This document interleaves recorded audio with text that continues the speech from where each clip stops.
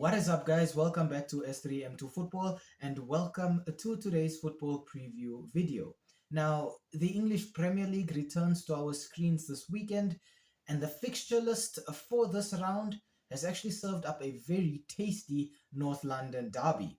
So please join me as I cover the fixture that is kicking off this Sunday on the 23rd of November at the Emirates Stadium.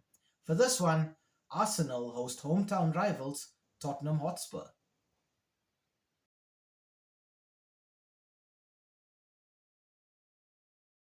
We kick things off here with the home side being the Gunners. Now, the last 5 fixtures for Arsenal have ended in 4 wins and then 1 draw. Arsenal's last fixture was a 2-2 draw away at Sunderland in the Premier League.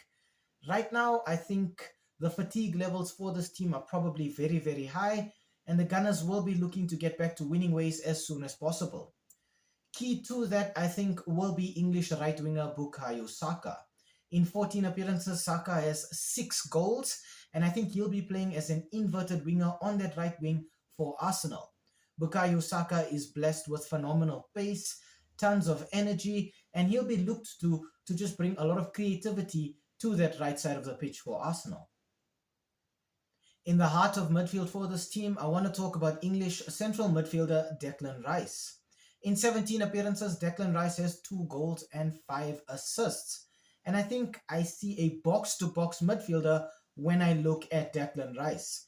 This is a player who is very determined and very, very versatile in how he approaches the game, which means that Declan Rice is that kind of player who can bring a lot of flexibility to Arsenal's midfield. Defensively for the Gunners, I want to talk about French centre-back William Saliba. In 14 appearances, Saliba has just 1 assist, but he is the defensive leader for Arsenal. William Saliba is strong, he is solid, and I think he'll be that player who brings a bit of physicality to the backline for the Gunners. Tactically, Mikel Arteta knows that he has a very flexible and intelligent team. Arsenal can play possession or they can play counter-attack. To that end, I think we will see the Gunners lining up in a 4-3-3 formation. Arsenal have a variety of players who can all play different positions and different roles. But the main idea between all of them is to always just create chances and then score goals as quickly and as frequently as they possibly can.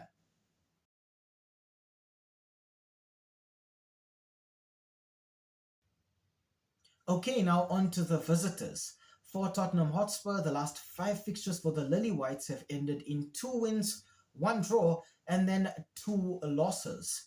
Spurs' last match was a disappointing 2-2 draw at home against Manchester United in the Premier League. Right now, Tottenham Hotspur have been very haunted and plagued by injuries this season, and it's been very stop and go for this team. The first player that I have to talk about for the Lily Whites has got to be Brazilian centre forward Richarlison. In 18 appearances, Richarlison has 4 goals and 2 assists, and he operates as the main target man for Tottenham Hotspur. Richarlison is quick, he is aggressive, and he's a player who brings a lot of determination to the front line for Spurs. In the center of the pitch for the Lily Whites, I want to talk about Uruguayan central midfielder Rodrigo Bentancur. In 17 appearances, Bentancur has 1 goal and 1 assist, and I think he will be the destroyer in midfield for Tottenham Hotspur. Bentancur brings a lot of physicality and strength to those central areas of the pitch, and he will be that player they look to just keep their midfield very, very solid. Defensively for Spurs, I want to talk about Dutch centre-back Mickey van der Ven. In 16 appearances, Van der Ven has scored 6 goals, and he is the defensive rock for Tottenham Hotspur.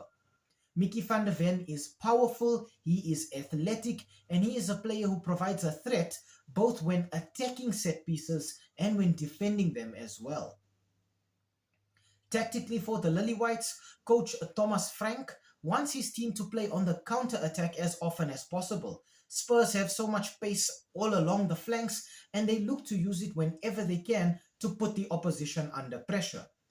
To that end, I think we will see Tottenham Hotspur lining up in a 4-2-3-1 formation. Spurs know they have some very quick and energetic front players and players along the wings. And these wingers and fullbacks work together to just overwhelm the opposition flanks and create chances galore. Centrally, the idea is to remain solid and just feed that front line as quickly and as often as they possibly can.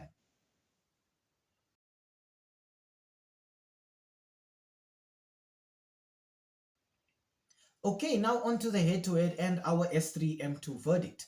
Now, the last five editions of the North London Derby have ended in four wins for Arsenal and then one draw. So this has been a very terrible fixture for Tottenham Hotspur.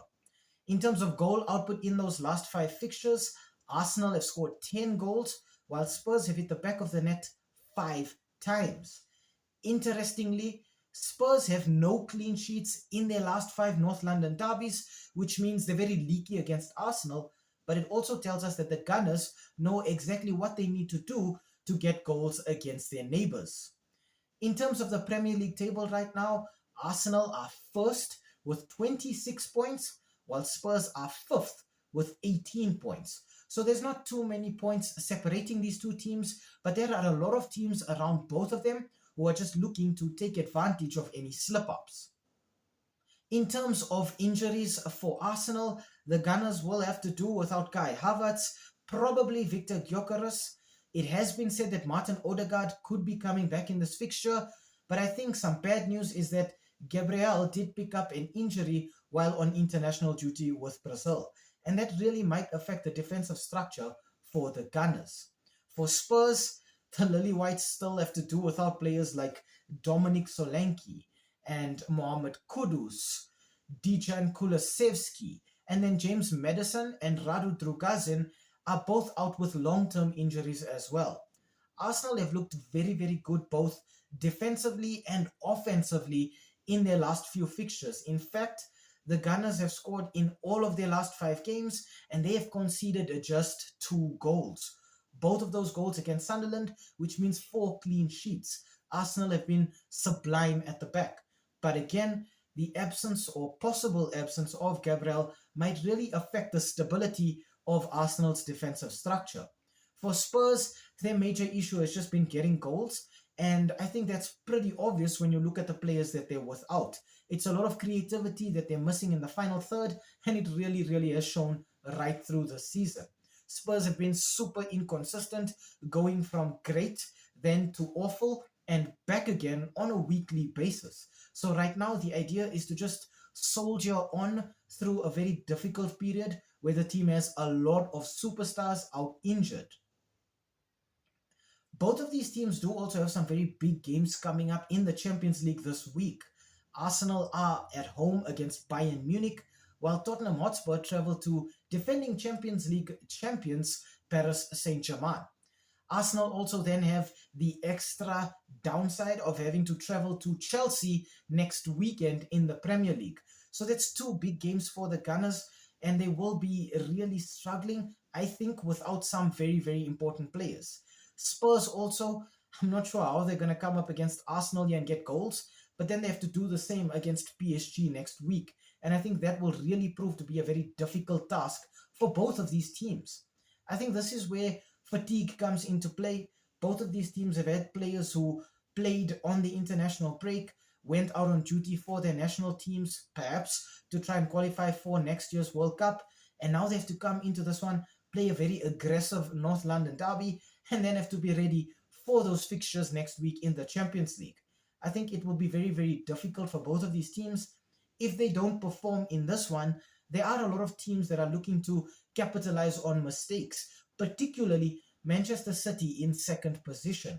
I think for large periods of the season, it looked like Arsenal were running away with the league, but due to that draw and then City just having some really, really good results, if the Gunners drop points in this one, it does throw the Premier League title race wide open just before Christmas. Nevertheless, I think both of these teams are going to go out there and try to get all 3 points. But I think towards the later stages of the game, both coaches will probably be okay with a draw. And I actually think that is how this game ends, as a draw. I think it's just enough for both coaches, just enough for both teams. And I think then they'll start to prioritize those fixtures in the Champions League, just trying to avoid fatigue and then avoid picking up even more injuries. My score prediction for this one is going to be Arsenal 2, Tottenham Hotspur 2.